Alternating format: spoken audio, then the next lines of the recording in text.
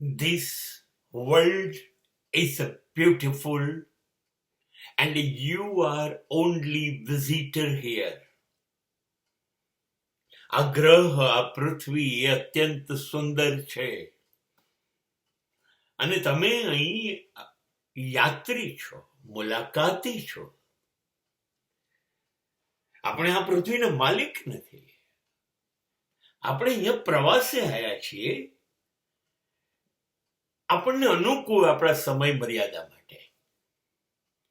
અને જ્યારે આટલી સુંદર જગ્યાએ આપણે મહેમાન થઈને આવ્યા હોય ત્યારે મહેમાનનો અતિથિ ધર્મ આપણી એક ફરજ છે કે આપણને જે સુંદર વસ્તુ મળી છે એની સુંદરતા જળવાય, એનો ઉપયોગ કરવાનો છે. આવ્યા છીએ એટલે પણ એની સુંદરતા જળવાવી જોઈએ, એ પહેલી શરત છે.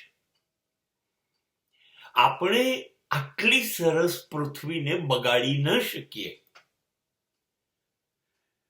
કુદરતે જે વસ્તુઓ, જે નદી છે, પર્વત છે, જંગલ છે, પશુ છે, પક્ષી છે, જે વસ્તુઓ આ પૃથ્વીની સુંદરતા છે એને આપણે ઉપયોગ કરવાની છૂટ છે, પણ એને બગાડવાની છૂટ નથી.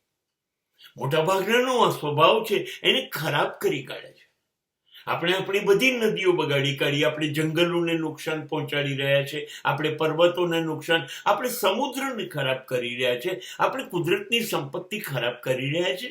કુદરતે આપણને અહીંયા મહેમાન તરીકે મોકલ્યા હતા ને આપણે એને ખરાબ કરી રહ્યા છે.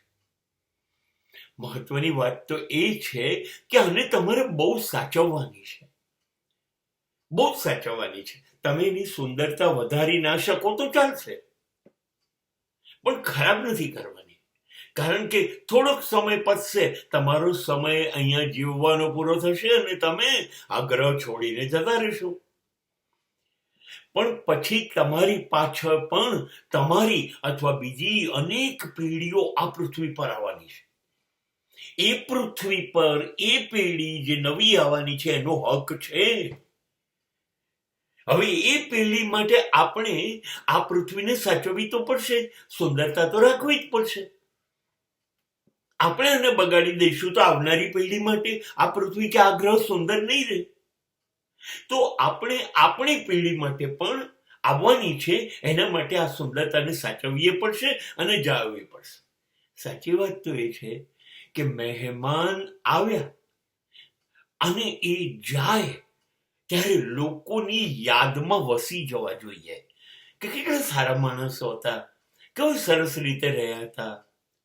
એવી રીતે જ્યારે આપણે જતા રહીશું, આપણી ગેરહાજરી હશે, આપણે પૃથ્વી પર નહીં હોઈએ, ત્યારે આપણી આવનારી પેઢી આપણે જે રીતે પૃથ્વીને જાળવી છે, એને સુંદર બનાવી, એને સાચવી છે, એ આપણી ગેરહાજરીમાં એ લોકો આપણને યાદ કરશે.